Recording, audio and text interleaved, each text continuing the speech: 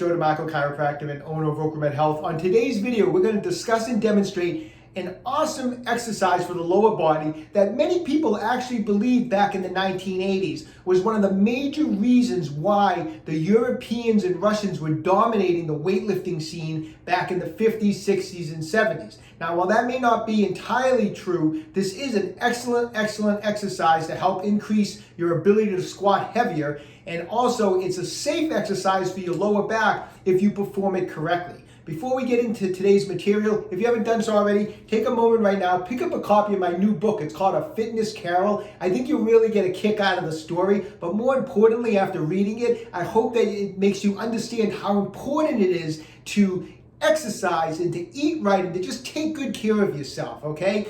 Also, if you haven't done so, take a moment right now, subscribe to my channel, OcraMed Health on YouTube. Click that little bell notification. It notifies you every time I upload a new video. And at the end of today's video, if you found the information helpful, I'd appreciate a thumbs up. Okay, so first, quick story. If you're a weightlifting fan like myself, you'll find this interesting. But for years, the European and Russian weightlifters were dominating the sport, winning all the medals.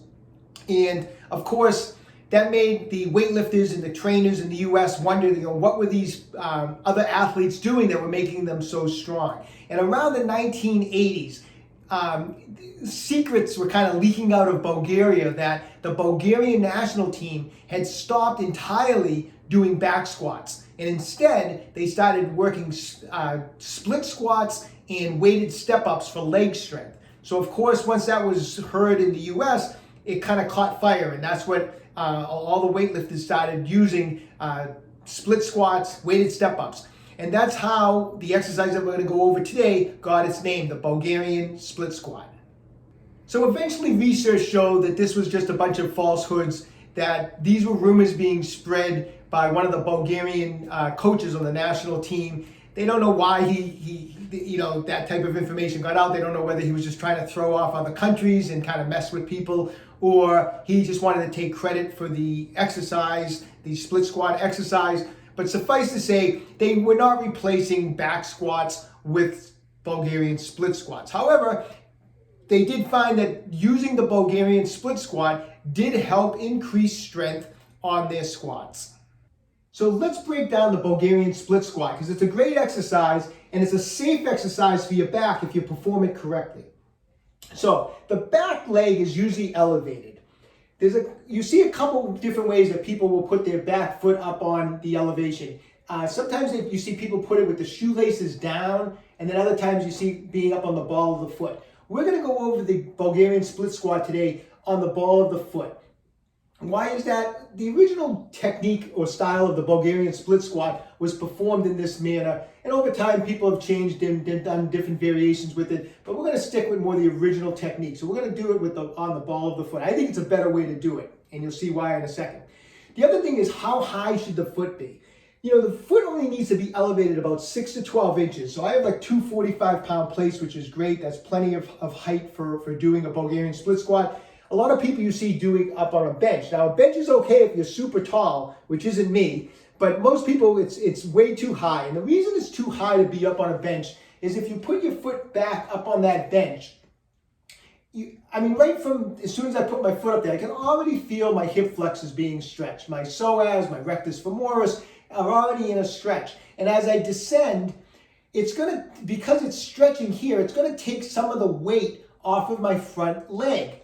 And that we don't want that. When you do a Bulgarian split squat, you want most of your weight on your front leg, at least 90%. This back leg is only there as like a kickstand for balance. It's not there for anything else. We don't want stress placed on this leg and taking it off the front leg. We want most of the weight on the front leg. And when the leg is up too high, it stretches through here and it takes the weight off of your front leg. So we don't want it.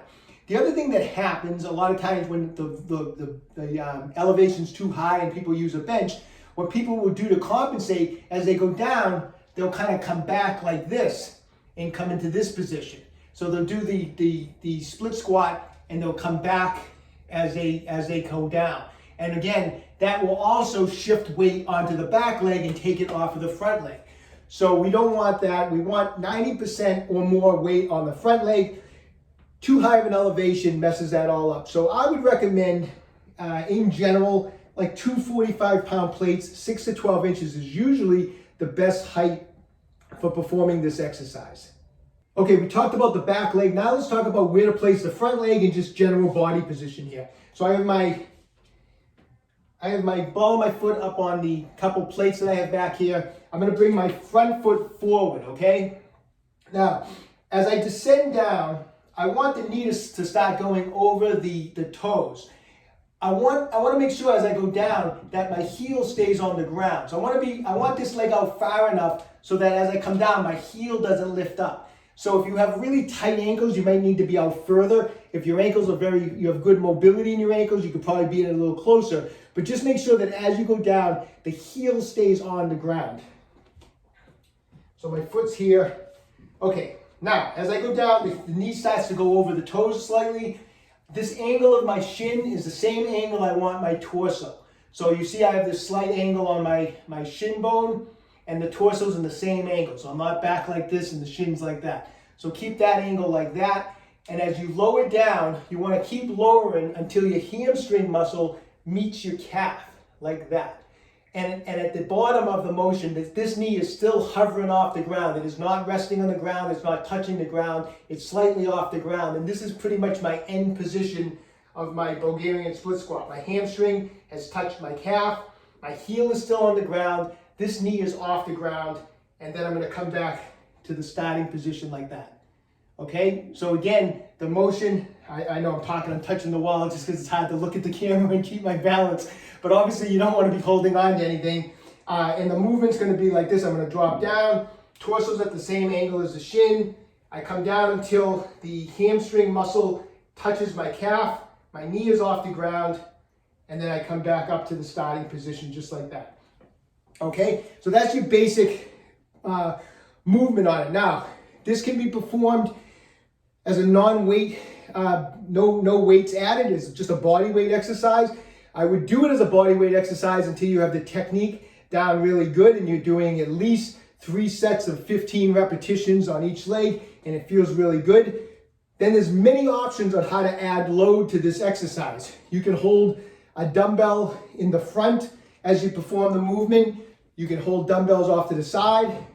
If you want to activate more core, you can perform it with one dumbbell on one arm as you're doing it, or you can mix it up and hold the dumbbell on the other side. So you're activating different muscle groups and different core muscles by performing it by only holding one at a time. And you can perform it with a bar over your back. So there's a lot of different ways to add load to this exercise. But before you do, make sure you have the technique down perfect. I hope you enjoyed today's tutorial on the Bulgarian split squat. Start using this exercise on your leg workouts. I'd love to hear from you over the next 4 to 6 weeks to see how this exercise is working for you. Is it helping your squats? Let me know in the comment section down below. When you have a chance, visit my website, www.OcraMedHealth.com. We have a full line of fast release products. Everything is in stock. So when you have a chance, check it out. If you haven't done so already, subscribe to my channel, OcraMed Health on YouTube. Questions about exercises or injuries, just leave me a comment in the comment section down below. I do the best I can to get back to everybody. And don't forget, OcraMed Health is here to keep you fit forever.